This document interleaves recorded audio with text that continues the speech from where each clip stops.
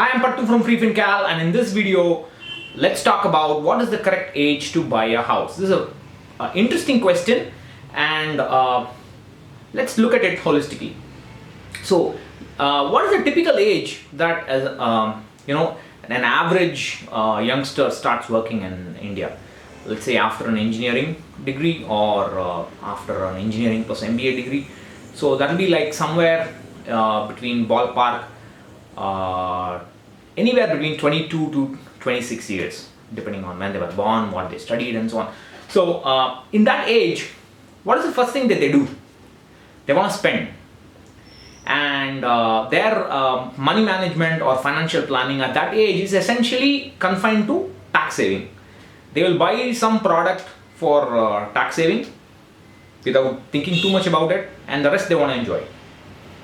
And after a few years, they get married, and then they think about getting a car. They'll buy a car with a loan. Then they have children, or somewhere in the middle, in between all this, their parents or maybe their in-laws suggested that they should buy a house. They get a whole loan for that. Then that loan runs for at least 7 to 10 years. In the middle, they may get other loans, I don't know. Then that's it. By the time they finish off all these commitments, by the time they hit 38, 40, then they start reading blogs and they realize, oh, something is wrong, I need to manage my money over. Then they realize, oh, the importance of inflation. Oh, I should have invested in equity and so on. This is the typical evolution in mindset of the average Indian even today. So my suggestion is not to look at the problem in terms of age. And in this video, let's not talk about should you buy a house or not. That discussion is a separate discussion. There are factors that are different. We will assume that the person who is asking has decided to buy a house, which is fine. There's nothing wrong with it, and just wants to know when to do it. So even if you want to buy a house, you just cannot go to the bank tomorrow and ask for a loan, right? So you need some capital. You need to tell the bank, apart from your earning capabilities and your credit score and so on, for which a credit card is important. Apart from all that, you also need to tell the bank, look, I'm not asking you for a 100% loan. You only need to fund 80% of my loan, or 80% of the purchase price of the house. Maybe less, and so on. So you need that capital. The problem is, many people, because they have never thought about retirement, because they have never thought about the impact of inflation, what they do is, when they decide they want to buy a house, whatever little they have invested so far, they scrap it out and pay it towards the house. I've even seen people take loans from PPF, EPF, do this and buy the house. So, I mean, that's the problem. So how do we solve this? So my suggestion to you is, first of all, if you want to decide to buy a house, first of all, start thinking about the impact of inflation in your life. Don't worry about age. First, think about the impact of inflation in your life. Recognize that you need to have money after you stop working, which could be 55, 50, 60, whatever age, and you need to plan for your retirement, and you need to start investing towards retirement, and you need to have a significant amount of equity in your investment so that you can handle inflation later on. I'm glad that more and more people below the age of 30 are asking questions like this: how much should I invest in equity? When should I buy a house? When should I buy a car? Should I buy a car? Should I buy a house? These are all fantastic questions, and they're being asked at the right age. My suggestion is that you consider inflation, look at your future goals. Even if you're not married, even if you don't have any children, even if you think there's no goal in your life, retirement is a goal. You don't have to call it retirement. You should not call it retirement, because then the tag of pension will come along. You should call it financial independence, not early retirement. When I talk about early retirement, people, oh, how can you talk about early retirement? What will they do after retirement? What do you care? It's not your problem, right? So let's call it financial independence. So give yourself 5 years from the moment you decided to think seriously about inflation and planning for your goals, and invest as much as possible every month, and let us say you allocate 40 to 50% of your investments and its value towards the down payment of for a house, and the rest of it for your long-term goals like retirement. Of course, we're going to assume that your salary is going to increase at a reasonable rate, at an average rate, nothing astounding, but at an average rate, the industry standard, let's say. So give yourself 5 years to collect that capital to pay for anywhere between 20 to 30 to maybe preferably 40% of the house price. If possible, if you are lucky, you can do that. But anyway, try. So give yourself 5 years time.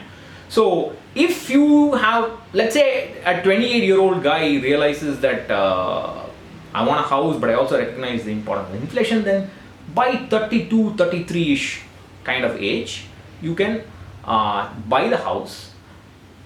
But give yourself that 5 years to not just accumulate money for the down payment on your side, but also to get into the mode of regular investing.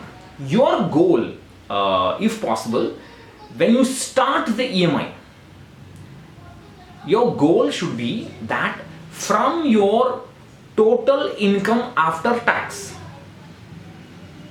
only 30 to maximum 40% of it should go towards EMI. Another 30% towards expenses and another 30% towards investments or retirement. So the ideal number would be 30%. 30% expenses, 30% towards investments, 30% towards EMI, that's 90%, 10% for emergencies you put away.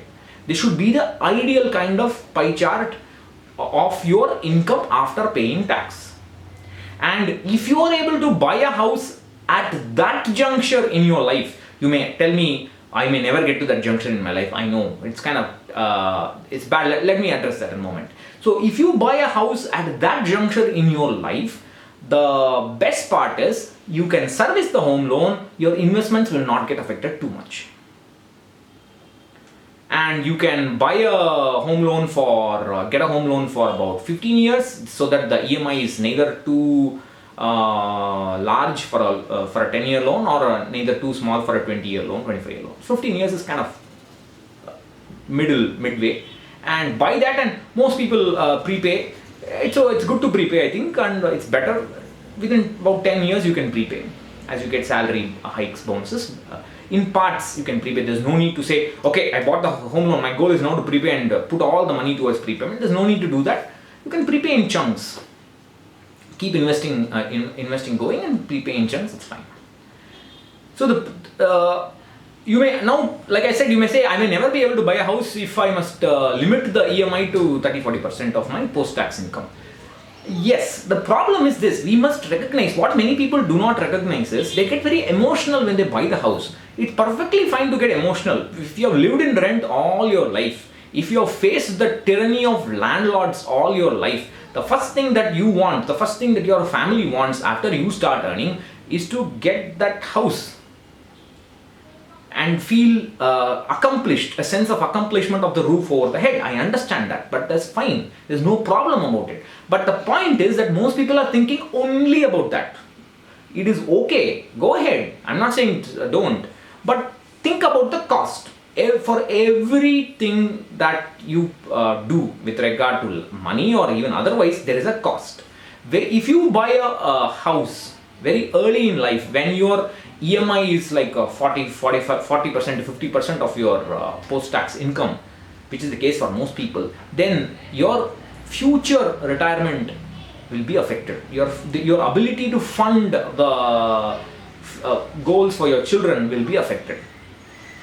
This is a fact. I mean, you must understand that you're losing it. Most people don't even recognize this. And even if they recognize, baad mein dekhenge. That kind of attitude is there. Well, okay, to some extent that is, I can understand where you're coming from. But do your best to holistically look at the whole process. Not just say, I want a house, I want a house, I want a house. Look at how it will affect your future cash flow, your future goals, and so on.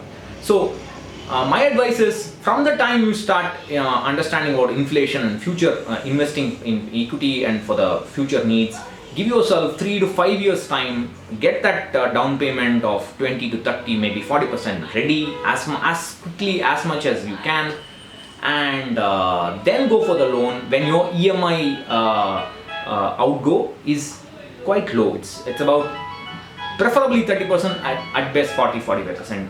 Don't push it beyond that, it will be difficult, but always try to keep investing for your future goals while you service the home loan. So that's the right age to buy the house. I'll catch you again in another video.